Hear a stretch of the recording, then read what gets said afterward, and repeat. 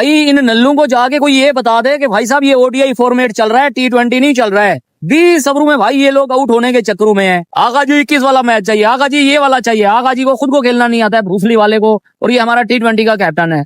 सारे नल्ले प्लेयर भाई, अब आखिरी ऑप्शन खुश रहे हैं भाई, उन पे ट्राई करना पड़ेगा। इनके तो बस की बात ही नहीं है यार, समझ नहीं आती है यार ये करते क्या है। नहीं आती है क्रिकेट खेलना, रिटायरमेंट ले लो ब्रूसली वालों, जान छोड़ दो हमारी। जिस किस्म की क्रिकेट पाकिस्तान ने खेली उससे लग ही रहा था कि पाकिस्तान की टीम हार ना जाए। 28 या 80 रन पे कुछ 4-5 विकेट्स गिरी। तो देखना यह है कि किलर इंस्टिंक्ट जो पाकिस्तान का ओडीआई स्क्वाड अनाउंस हुआ है बांग्लादेश के लिए, उसमें मौजूद है या नहीं है। कुछ नए नाम सामने आए हैं। सना, आप ही से स्टार्ट करती हूँ मैं। 2 परफॉर्मेंसेस की बेस पे, 1-2 टूर्नामेंट्स, इवन जो एज ग्रुप हैं उसकी बेस पर भी टीम में नहीं लाना चाहिए प्लेयर्स को। बट ऑब्वियसली मुबारकबाद सबको जिनको पाकिस्तान कलर मिला है, लेकिन मेरे नज़दीक आपको थोड़ा सा और इन प्लेयर्स को तैयार करना है। अगैन हम वही गलती कर रहे हैं, हम T20 परफॉर्मेंसेस, इसमें 2-3 player rising star Asia cup के जिन्होंने हम जीता वो टाइटल, लेकिन वो T20 फॉर्मेट था। आप उन प्लेयर्स को उठा के वनडे फॉर्मेट में लेके आए। शाहीन्स में किसी ने कोई आउट एंड आउट परफॉर्म नहीं किया जो 50 ओवर अभी पाकिस्तान शाहीन्स के लिए ये लोग गए हुए थे। सो ये चीज़ें आपको देखने वाली हैं।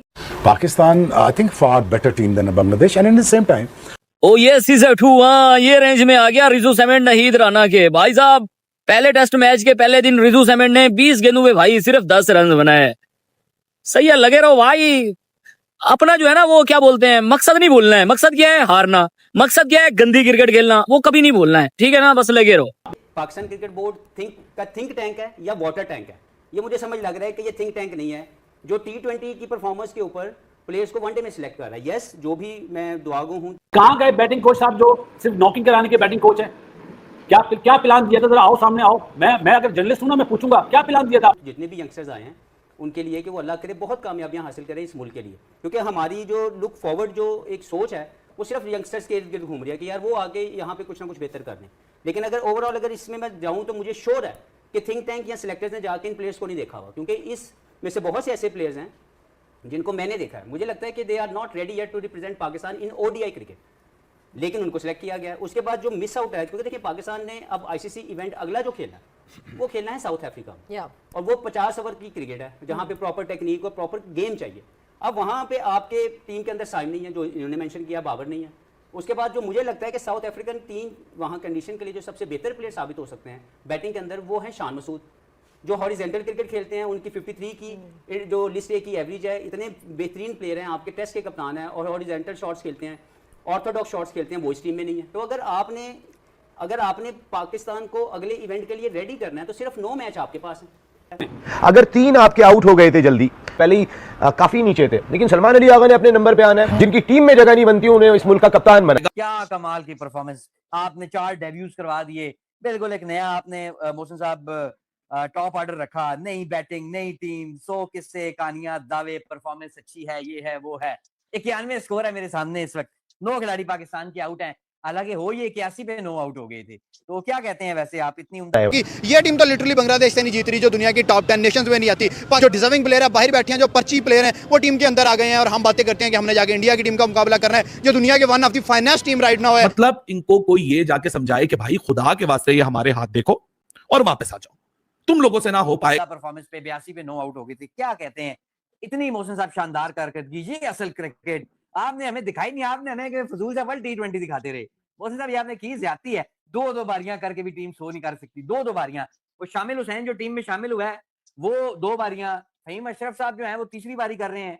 मोहसिन साहब फिर भी 100 स्कोर नहीं हो रहा, ये क्या हो रहा है? ये असल क्रिकेट आप पहले तो मुझे बताएं, आप असल क्रिकेट हमसे क्यों छुपाते हैं? क्या चाहते हैं कि हम क्लैश ऑफ टाइटंस और क्रिकेट पर हुक्मरानी की असल जंग हम क्यों ना देखें? क्यों आप ये ज्यादती करते हैं? ये इतनी कमाल की क्रिकेट हमसे छुपा के।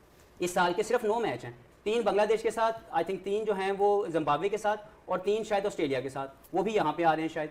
तो मुझे ये नहीं समझ आ रही कि अगर आपके पास मैच ही 12-15 हैं वर्ल्ड कप से पहले, या 15 से 20 भी हैं, तो आप ज़ाया क्यों कर रहे हैं? आप उन लोगों को क्यों नहीं दे रहे ये वाले मैच, ताकि वो एक कंप्लीट यूनिट बने और अगले इवेंट में दोबारा से हम जो है वो अब्दुल्ला बन के शो ना कर रहे हो। हमारे पास कोई ऑप्शन हो पाकिस्तान की डिस्कस करने के लिए, क्योंकि ये जो इस वक्त का सिनेरियो मुझे नजर आया, इसमें मुझे बिल्कुल नहीं समझ आ सकी कि इनका वे फॉरवर्ड जो नी जर्क वाली बात कर रहे हैं, डेफिनेटली उसको डिफाइन कर रहे हैं। पाकिस्तान के लिए एक और तकलीफ दे मैच, क्योंकि उन्होंने फिर से पाकिस्तान को एक सबक दिया कि कैसे टफ पिच के ऊपर आपको बैटिंग ऑन करनी है। इसमें बहस होती थी कि जी नए टैलेंट को चांस नहीं देते, पाकिस्तान में नए टैलेंट को चांस नहीं देते। अब जब नए टैलेंट को चांस दिया तो नए टैलेंट ने ये हाल किया है। अब इससे क्या फायदा होगा? फिर जो पुराने खलीफा हैं वो कहेंगे देखा हमारी जरूरत पड़ गई। मैंने क्या कहा स्टार्ट में ही कि हमारी क्रिकेट किस जानिब बढ़ती हुई दिखाई दे रही है। हम अपने इस खेल को कि जो खैबर से लेके चमन तक आज पूरी कौम एक पेज पर थी, तो उन्होंने कोशिश बहुत की लेकिन रन नहीं थे बोर्ड के ऊपर। अब कम से कम 160, 165, 170 रन पर होते तो फिर बॉलर्स के लिए भी कोई चांस होता है कि वो कोई मुकाबला करेंगे। क्या तीर मारा इन्होंने जी, क्या तीर मारा जहां पे बॉल ब्रेक भी हो रहा है। वो यार अपने जेन्युइन स्पिनर डालो। हम ये सोच रहे थे कि यार सुफियान मुकीम को वो खिलाएगा, सुफियान मुकीम को भी नहीं खिलाया। अबे तो भाई किस किस्म की पिच जो देख रहे हो, क्या आइडिया लगा रहे हो पिच का वहां देख के? तुम तो वहां पाकिस्तान में तो तुम अपने लड़कों को प्रैक्टिस करवा रहे हो, स्पिन की तुम प्रैक्टिस करवा रहे हो। तुम स्पिन की प्रैक्टिस क्यों करवा रहे थे साहब? माइक हसन साहब, आपकी बैटिंग लाइनअप ने मरवाया है तो उसको भी फारिग किया। ये हालत है पाकिस्तान की क्रिकेट की।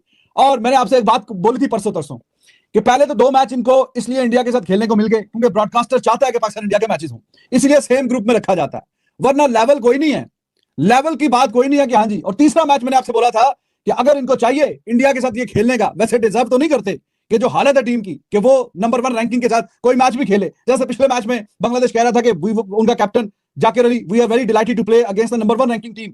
तो पहले नंबर की रैंकिंग की टीम के खिलाफ खेलने के लिए आप में कोई गट्स भी होने चाहिए। टीवियों पे बैठ के इनको बकवास करा लो। दूसरा मेरा एक सोल्यूशन है पाकिस्तान क्रिकेट बोर्ड के लिए कि पाकिस्तान का कप्तान CSS ऑफिसर लेके आए और जो कोच है वो कोई ना कोई ब्यूरोक्रेट लेके आए, क्योंकि वही हल निकालेंगे। क्योंकि अभी तक के जितने भी एडमिनिस्ट्रेटिव फेलियर्स हैं उनको नॉन इश्यूज के डिस्कस करवा के बिल्कुल साइड पे ले गए हैं, क्योंकि ना तो एडमिनिस्ट्रेशन फ्लॉज के ऊपर कोई डिस्कशन यहाँ पे की जा रही है, ना डिसीजन मेकर को हाईलाइट किया जा रहा है कि जिन्होंने ये फैसले लिए कि ये जो परफॉर्मेंसेज आई हैं ये प्लेयर्स के ऊपर तो रिफ्लेक्ट करती हैं उनके परफॉर्मेंस, लेकिन जिन्होंने पीछे बैठ के फैसले लिए उनके ऊपर कोई डिस्कशन